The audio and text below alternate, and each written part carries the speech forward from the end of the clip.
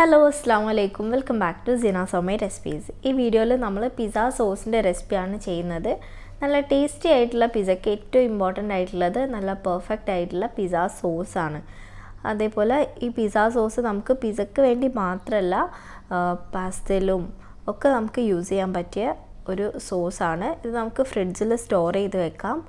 ഫ്രീസറിൽ വെക്കുകയാണെന്നുണ്ടെങ്കിൽ 6 മാസം വരെയൊക്കെ നിങ്ങൾക്ക് സുഖമായിട്ട് ഇത് സ്റ്റോർ ചെയ്ത് വെക്കാൻ പറ്റും. അപ്പം ഈ പിസ്സ സോസ് ഉണ്ടാക്കാനായിട്ട് നമ്മൾ 4 പഴുത്ത മീഡിയം സൈസിലുള്ള തക്കാളി എടുത്തിട്ടുണ്ട്. അത് ജസ്റ്റ് ഒന്ന് ഇതേപോലെ കട്ട് ചെയ്ത് കൊടുത്തതിന് ശേഷം നമുക്ക് വെള്ളത്തിലിട്ട് നന്നായിട്ട് തിളപ്പിച്ചെടുക്കണം. അപ്പോൾ നമ്മൾ വെള്ളം തിളപ്പിക്കാനായിട്ട് വെച്ചിട്ടുണ്ട്. ഇത് നമ്മൾ കട്ട് ചെയ്തതിന് ശേഷം അതിലേക്ക് ഇട്ട് കൊടുക്കുകയാണ്. കഴിഞ്ഞ ദിവസം നമ്മളൊരു റെസ്റ്റോറൻറ്റ് സ്റ്റൈൽ പിസ്സൻ്റെ റെസിപ്പി അപ്ലോഡ് ചെയ്തിട്ടുണ്ടായി. അപ്പം അത് കാണാത്തവർ കണ്ടു നോക്കുക. ലിങ്ക് ഞാൻ ഡിസ്ക്രിപ്ഷൻ ബോക്സിൽ കൊടുക്കുന്നുണ്ട്. ഇതിപ്പോൾ നമ്മൾ കുറച്ച് കൂടുതൽ ക്വാണ്ടിറ്റിയിൽ ഉണ്ടാക്കുന്നുണ്ട്. ഇത് വെച്ചൊരു 3 പ്രാവശ്യമെങ്കിലും നമുക്ക് പിസ്സ ഉണ്ടാക്കാനുള്ള അത്രയും ക്വാണ്ടിറ്റി സോസ് ഉണ്ട്. പിന്നെ പിസ്സൻ്റെ ഡീറ്റെയിൽസൊക്കെ നമ്മുടെ പിസ്സൻ്റെ വീഡിയോ കണ്ടാൽ നമുക്ക് ക്ലിയർ ആവും. അതിൻ്റെ ലിങ്ക് ഡിസ്ക്രിപ്ഷനിലുണ്ട്. അത് കാണാത്തവർ കണ്ടു നോക്കുക. അതേപോലെ ഞാനിവിടെ കാർഡിൽ കൊടുക്കുകയും ചെയ്യാം. ഇപ്പോൾ ഇത് നല്ലോണം തിളച്ച് വന്നിട്ടുണ്ട്. നമ്മൾ കട്ട് ചെയ്ത് കൊടുത്ത ഭാഗത്തൂടെ നല്ലോണം വിട്ട് വരും. അത്രയും ടൈം നമ്മളിത് നന്നായിട്ട് തിളപ്പിച്ചെടുക്കണം. അപ്പോൾ ഇതിപ്പോൾ നല്ലോണം വെന്ത് വന്നിട്ടുണ്ട്. ഇനി ഇത് നമുക്ക് വെള്ളമൊക്കെ മാറ്റി തണുക്കാൻ വേണ്ടി വെയിറ്റ് ചെയ്യാം. ഇപ്പോൾ ഇത് നല്ലപോലെ ചൂടൊക്കെ തണിഞ്ഞിട്ടുണ്ട്. ഇനി ഇത് നമുക്ക് ബ്ലെൻഡ് ചെയ്തെടുക്കണം. അതിന് വേണ്ടിയിട്ട് ഫസ്റ്റ് തന്നെ നമ്മൾ തൊലി മാത്രം അടിച്ചെടുക്കുകയാണ്. എന്നാൽ മാത്രമേ നമുക്ക് തൊലി നല്ലപോലെ അരിഞ്ഞ് കിട്ടുള്ളൂ. അതുകൊണ്ട് എല്ലാത്തിൻ്റെയും തൊലി നമ്മൾ ഈ ജാറിലേക്ക് ഇട്ട് കൊടുത്തിട്ടുണ്ട്. അതിൻ്റെ കൂടെ ഒരു തക്കാളിയും കൂടെ ആഡ് ചെയ്തതിന് ശേഷമാണ് നമ്മൾ നല്ലപോലെ ബ്ലെൻഡ് ചെയ്തെടുക്കുന്നത്. അപ്പം തൊലി മാത്രമായിട്ട് അടിക്കുകയാണെന്നുണ്ടെങ്കിൽ നമുക്ക് അത്ര സ്മൂത്തായിട്ട് കിട്ടില്ല, നല്ലോണം അരിഞ്ഞ് കിട്ടണം എന്നില്ല. അതുകൊണ്ട് ഒരു തക്കാളിയും കൂടെ ആഡ് ചെയ്തതിന് ശേഷം നമ്മൾ നന്നായിട്ട് ബ്ലെൻഡ് ചെയ്തെടുക്കുകയാണ്. ഇനി ഇതിലേക്ക് നമുക്ക് ബാക്കിയുള്ള തക്കാളിയും കൂടെ കട്ട് ചെയ്തിട്ടതിന് ശേഷം ജസ്റ്റ് ഒന്ന് ബ്ലെൻഡ് ചെയ്തെടുക്കാം. ഓവറായിട്ട് ബ്ലെൻഡ് ചെയ്യേണ്ട ആവശ്യമില്ല. ജസ്റ്റ് ആ ഒരു ചെറിയ ചെറിയ പീസസ് ആയിട്ടുള്ള പോലെ തന്നെ ഒന്ന് അടിച്ചെടുത്താൽ മതി.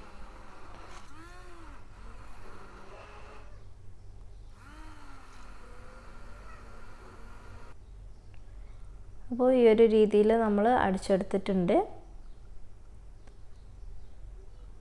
ഇനി നമുക്കിതിവിടെ മാറ്റി വെക്കാം. ശേഷം നമ്മളൊരു പാന് വെച്ചിട്ടുണ്ട്. അത് നല്ലപോലെ ചൂടാക്കിയതിന് ശേഷം നമ്മൾ ഫ്ലെയിം ഓഫ് ചെയ്തു. അതിന് ശേഷം നമ്മൾ 1 ടേബിൾ സ്പൂൺ ബട്ടർ അതിലേക്ക് ഇട്ട് കൊടുത്തതാണ്. അത് ജസ്റ്റ് ഒന്ന് മെൽട്ടായി വരുന്ന ടൈമിൽ നമ്മൾ അതിലേക്ക് ചെറുതായിട്ട് ചോപ്പ് ചെയ്തെടുത്തിട്ടുള്ള ഗാർലിക് ഇട്ട് കൊടുക്കുകയാണ്. ഇത് 2 ടേബിൾ സ്പൂൺ അളവിലുണ്ടാവും. അപ്പോൾ ഇത് മുഴുവനായിട്ട് നമ്മൾ ഇതിലേക്ക് ഇട്ട് കൊടുക്കുന്നുണ്ട്. പിന്നെ ബട്ടറിന് പകരം നമുക്ക് വേണമെന്നുണ്ടെങ്കിൽ സൺഫ്ലവർ ഓയിൽ ആയാലും യൂസ് ചെയ്യാം. പക്ഷേ ബട്ടർ യൂസ് ചെയ്യാന്നുണ്ടെങ്കിൽ അതിൻ്റേതായിട്ടുള്ള നല്ലൊരു ടേസ്റ്റ് ഉണ്ടാവും.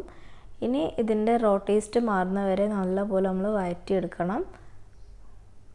നമ്മൾ നേരത്തെ ബ്ലെൻഡ് ചെയ്ത് വെച്ചിട്ടുള്ള തക്കാളി ഒഴിച്ചു കൊടുക്കുകയാണ്. അപ്പം ഇതിൽ വെള്ളത്തിൻ്റെ കണ്ടൻറ്റ് ഉള്ളതുകൊണ്ട് തന്നെ നല്ലോണം പൊട്ടിത്തെറിക്കും. അതുകൊണ്ട് ഫ്ലെയിം അതിനനുസരിച്ച് അഡ്ജസ്റ്റ് ചെയ്ത് വെച്ച് കൊടുക്കുക. ഇനി ഇത് നമ്മൾ വെള്ളമൊക്കെ വറ്റി വരുന്നത് വരെ നല്ലപോലെ വഴറ്റിയെടുക്കണം.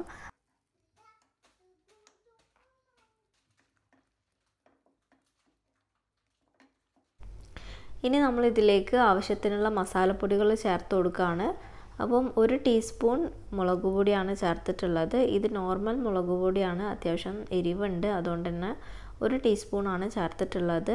കാശ്മീരി മുളക് പൊടിയാണെന്നുണ്ടെങ്കിൽ 1 ടേബിൾ സ്പൂൺ വരെയൊക്കെ നമുക്ക് ചേർത്ത് കൊടുക്കാം. പിന്നെ നമ്മൾ ചേർത്തിട്ടുള്ളത് ചില്ലി ഫ്ലേക്സ് ആണ്. അത് നമ്മുടെ എരിവിനനുസരിച്ച് ചേർത്ത് കൊടുക്കാം. അപ്പം നമ്മളൊരു 3/4 ടേബിൾ സ്പൂണാണ് ചേർത്ത് കൊടുത്തിട്ടുള്ളത്. ഇനി ഇതിലേക്ക് ഒരു 2 ടേബിൾ സ്പൂൺ കെച്ചപ്പ് ആഡ് ചെയ്ത് കൊടുക്കുന്നുണ്ട്. ഇനി ഇതെല്ലാം കൂടെ നന്നായിട്ടൊന്ന് മിക്സ് ചെയ്തെടുക്കാം. അതിനുശേഷം ഒരു 1/2 ടീസ്പൂൺ പഞ്ചസാരയും ആവശ്യത്തിനുള്ള ഉപ്പും കൂടെ ചേർത്ത് കൊടുക്കുന്നുണ്ട്. ഇതും കൂടെ ജസ്റ്റ് ഒന്ന് മിക്സ് ചെയ്തെടുത്തതിന് ശേഷം നമ്മൾ ലാസ്റ്റ് ഇൻഗ്രീഡിയൻ്റ് ആയിട്ടുള്ള ഒറിഗാനോ ചേർത്ത് കൊടുക്കുകയാണ്. അതാണ് ഇതിൻ്റെ മെയിൻ ഇൻഗ്രീഡിയൻറ്റ്. ഇതിൻ്റെ ഫ്ലേവർ കൊടുക്കുന്നത് ഒറിഗാനോ ആണ്. അപ്പം അത് നമ്മൾ ചേർത്ത് കൊടുക്കുന്നത് ഒരു 1/2 ടീസ്പൂൺ അളവിലാണ്. ഓവറായിട്ട് ആഡ് ചെയ്താൽ അതിന് ചെറിയൊരു കുത്തൽ പോലെ ഉണ്ടാവും. അതുകൊണ്ട് ഒരു മാക്സിമം ഒരു 1/2 ടീസ്പൂൺ ചേർത്ത് കൊടുത്താൽ മതി. അപ്പം നമ്മുടെ സോസ് റെഡി ആയിട്ടുണ്ട്.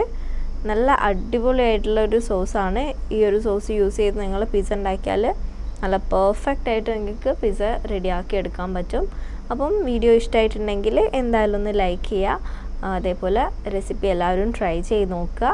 പുതിയ വീഡിയോസിന് വേണ്ടിയിട്ട് നമ്മുടെ ചാനൽ സബ്സ്ക്രൈബ് ചെയ്യുക. തൊട്ടടുത്ത് കാണുന്ന ബെല്ലൈക്കൺ കൂടെ എനേബിൾ ചെയ്താൽ നമ്മളിടുന്ന വീഡിയോസൊക്കെ നിങ്ങൾക്ക് കറക്റ്റ് ടൈമിൽ നോട്ടിഫിക്കേഷനായിട്ട് കിട്ടും. അപ്പം ഇൻഷാല്ലാ നെക്സ്റ്റ് വീഡിയോ ആയിട്ട് കാണാം. ബൈ. അസ്സലാമു അലൈക്കും.